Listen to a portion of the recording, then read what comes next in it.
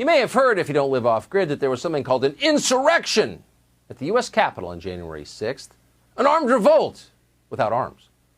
But today in the Senate, Chuck Schumer accused Donald Trump of inciting a different kind of uprising.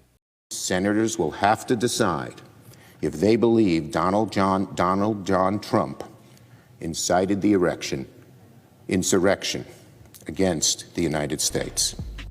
All right, guys, so if you're looking for evidence that the Uniparty is alive and well in Washington, D.C., aka the swamp, look no further than this video right here, okay? Because the rhetoric surrounding Tucker Carlson releasing the January 6th tapes that have been previously unseen by the public, because the so-called January 6th Commission, aka the Uniparty witch hunt against Trump and Trump supporters and the people that the elite hate in this country, the rhetoric surrounding that really does show you that there is just one party in Washington, D.C., and that is the establishment corporate Uniparty, right? The Democrat-Republican thing really is a mirage, okay? It is a farce. It's not really a thing, okay? Because on issues like this, it shows you exactly where these parties stand in regards to actual democracy and justice and transparency, which apparently is a bad thing, okay? According to Corinne Jean-Pierre, transparency is the worst attack on our democracy since the Civil War. Last night, Tucker Carlson cherry-picked video surveillance from the January 6th insurrection, severely downplaying the events of that day. He said the mob was orderly and meek and that they were tourists instead of insurrectionists. What's your response to Carlson and to Speaker Kevin McCarthy, who granted him access to that video? Anybody who watched that video would strongly disagree. Anybody who watched that video with their own eyes in a real way and saw what happened on that day would disagree with what was just stated. The president has been very clear. January 6th was the worst attack on our democracy since the Civil War, and we should be focused on making sure that never happens again. And so we are certainly, we agree. I know Minority Leader and... Yeah, so you seen that, you heard that. Now, that is the Biden mouthpiece, chief propagandist for the White House, saying that, you know, in response to Tucker Carlson releasing these January 6 tapes that, hey, you know, January 6 is the worst attack on our democracy since the Civil War. Okay, since the Civil War. Now, again, I was used to them saying 9/11. The Civil War is a new one, right? And we have Chuck Schumer, who's the leader of the Democrats in the Senate, who is also currently melting down over Tucker Carlson releasing this footage. And then he begs for mercy, okay? He begs for Fox News to censor Tucker Carlson from releasing more of the footage because, you know, hey, apparently transparency is bad for democracy. Last night, millions of Americans tuned in to one of the most shameful hours we have ever seen on cable television. With contempt for the facts, disregard of the risks, and knowing full well he was lying to his audience, Fox News host Tucker Carlson ran a lengthy segment last night arguing the January 6th Capitol attack was not a violent insurrection. By diving deep into the waters of conspiracy and cherry-picking from thousands of hours of security footage, Mr. Carlson told the bold-faced lie that the Capitol attack, which we all saw with our own eyes, was somehow not an attack at all. He tried to argue it was nothing more than a peaceful sightseeing tour. Can you imagine? A nonviolent demonstration, a perfectly fine and appropriate instance of people expressing their opinion.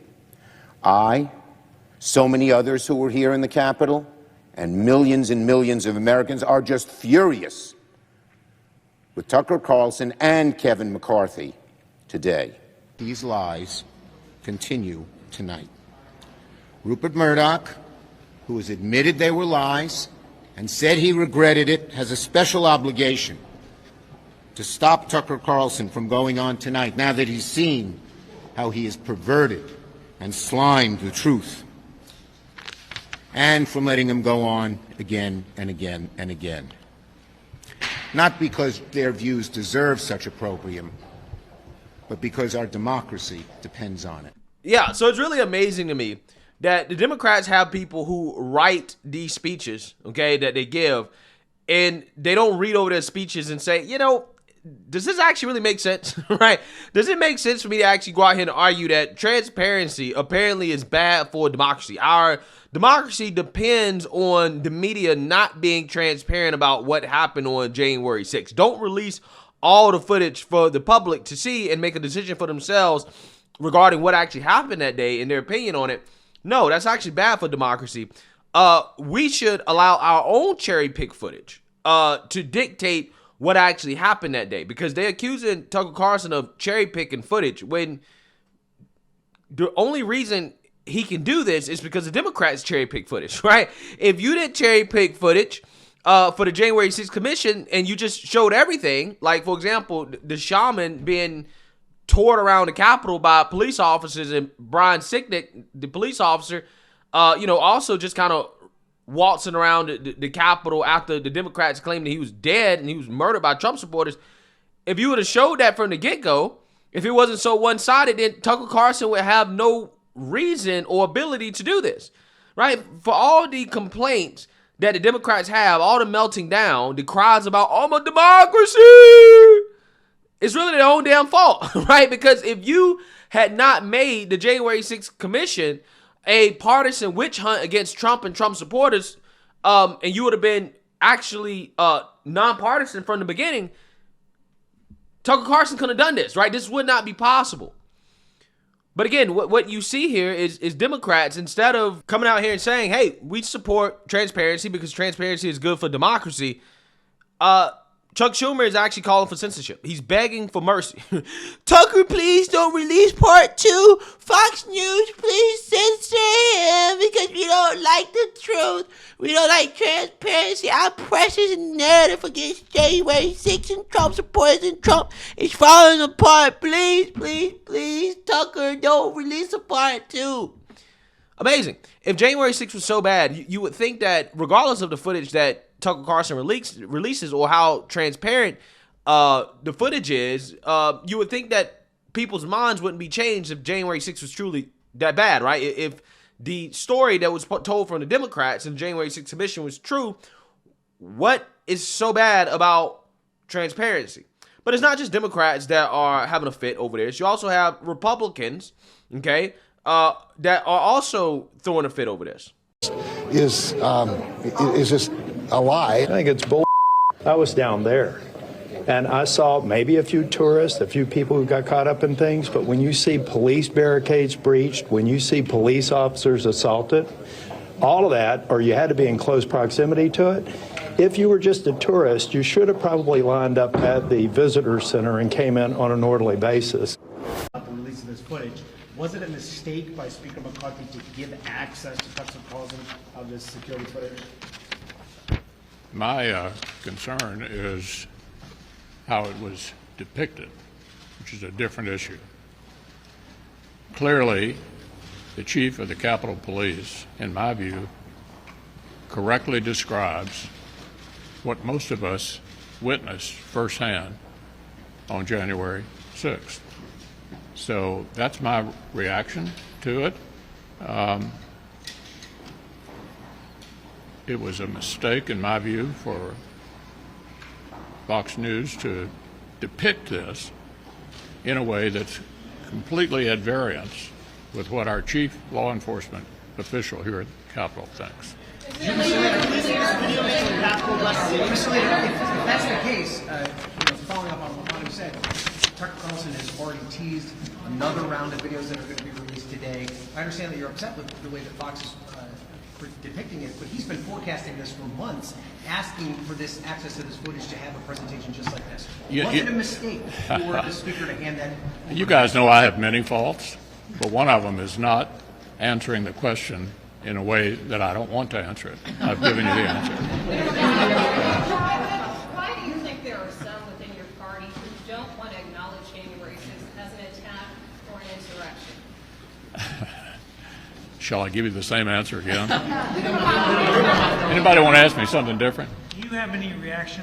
You know, guys, I wish these Republicans who are speaking out about January 6th spoke out as much about how the BLM riot / Antifa riot / Roe v. Wade riots were depicted by the mainstream liberal media, right? I actually wish that they would speak out louder about how the current domestic terrorist attack that is currently happening in this country down in Atlanta is currently being depicted by the mainstream liberal media. Prosecutors in Atlanta have charged nearly 24 people with domestic terrorism. They're accused of attacking the construction site of a controversial training facility for police and firefighters on Sunday. Authorities say demonstrators were armed with rocks and Molotov cocktails. It's the latest flare-up over the project that activists call Cop City. Skylar Henry reports from Georgia, where accused protesters are being held. Aerial footage shows the group of demonstrators, many wearing masks and holding shields, swarming the Atlanta Public Safety Training Center, hurling fireworks at police officers and lighting construction equipment on fire. This wasn't about a public safety training center. This was about anarchy, and this was about the attempt to destabilize. Police say 35 people were arrested in the incident, though 11 were released without charges and 1 was hospitalized. Of the remaining 23 who face domestic terror charges, only 2 are from Georgia, and just 1 is from Atlanta. The current plan will heighten tensions and harm communities for decades. Community organizers appeared at Monday's Atlanta City Council meeting to voice their objections to the facility. The council approved by a 10-4 vote in September 2021. We shall not be moved. A broad coalition opposes the project, ranging from environmentalists concerned about the potential destruction of Atlanta's South River forest to local civil rights leaders who say the project will further militarize police. It all goes together because none of our issues stand alone. Kiana Jones is a reverend in East Atlanta and was among the people to speak at Monday's City Council meeting. We are opening our mouths and crying with a loud voice to say that we don't want Cop City. Jones told us she was stunned by protesters' violence Sunday, especially in contrast to what she described as safe, community-oriented events. We are not sparing Mayor Andre Dickens or this council for one moment. We are holding them accountable. Yeah, so I want y'all to understand, no mention of Antifa, right? No mention by name of who is committing these acts of violence, okay? Again, this is clearly Antifa. These are Antifa terrorists. You know, the idea, right? 30-some ideas were arrested, okay? You had ideas that were throwing rocks at police. You had ideas that set fire, that firebombed a police training facility. You have ideas committing acts of domestic terrorism. And you don't see many Republicans, these Republicans that are so outraged by the January 6th footage being released by Tucker Carlson, they're outraged by transparency. You don't see them nearly as outraged about what's going on here, right? Real domestic terrorism as they were about January 6th or Tucker Carlson releasing footage. Of course, the Democrats are not going to be outraged by it. I expect that from Democrats. But what I don't expect is for Republicans to turn a blind eye to an opportunity to point out the left-wing extremism in this country that is causing violence, right? Again, you have, left-wing lunatics like a lawyer from the Southern Poverty Law Center arrested and charged with domestic terrorism. Now, the Southern Poverty Law Center is also the same organization that claimed that designating Antifa as a domestic terrorist organization is dangerous. It threatens civil liberties, right? So again, labeling Antifa, who commits acts of domestic terrorism, as what they are, right? A domestic terrorist organization is dangerous and threatens civil liberties, according to the Southern Poverty Law Center. They wrote this article. Almost 3 years later, they have a lawyer that was arrested working on behalf of Antifa to commit acts of domestic terrorism. Absolutely amazing stuff. You could not have made this up, right? What a hell of a timeline we live in. Again, here's another example of, again, uniparty in action. Okay, it's not just the Republicans being weak. They're doing this on purpose, right? You have people like Mitch McConnell, swamp creatures. You know, again, they are more interested in being a part of the club, okay, in Washington, D.C. than they are fighting for the people and standing up for justice, in which you have people that are unfairly locked up, unjustly locked up for you know, not being real criminals, right? And again, it's a shame that you have elected representatives that aren't standing up for more transparency and truth regarding what happened that day so that we don't have injustices in this country. But hey, let me know what you guys think. Make sure you like, comment, and subscribe. Most importantly, share a Black conservative perspective. Peace.